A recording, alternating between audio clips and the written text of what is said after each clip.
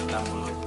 Jadi sekarang ini kadang-kadang keluar air matanya, kadang-kadang nggak mau nangis. Jadi kalau pas keluar mata kan datang kita kayak gini, ada perasaan kita sedih niatnya itu makin banyak turunnya mata.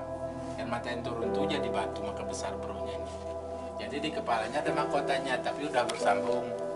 Ceritanya dulu nih pengantin baru yang asal dari sebelah sana di Kampung Nosar sebelah danau ini udah pesta perkawinan terbalik ke dalam benar meriah tuh Tembolon nama tempatnya gitu. Jadi sebelum berangkat orang tuanya kan berpisah dengan anaknya ini, tapi dijelaskan itu lagi berpesan, anakku katanya kalau kau pergi tempat suamimu udah saya izinkan, tapi dalam perjalanan itu janganlah kau menoleh ke belakang itulah ini.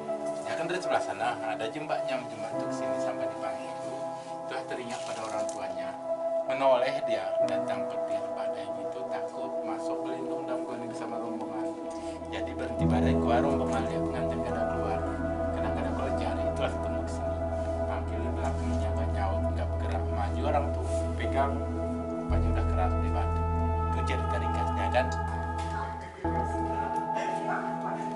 Kota perutnya kayak putri senang sandar.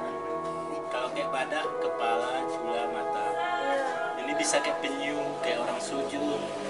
Kalau lihat peta kayak Pulau Papua, Irian Jaya, Separuh. Kalau semua kayak Pulau Sabang. Jadi orang dulu main teka-teki dan batu nih. Takut masuk berlindung dalam gua ini bersama rombongan. Jadi berhenti badai keluar rombongan lihat pengantin gak ada keluar.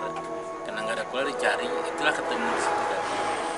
Jadi dipanggil dari belakangnya nggak nyaut nggak bergerak maju orang tuh dipegang ke rupanya udah keras di baju.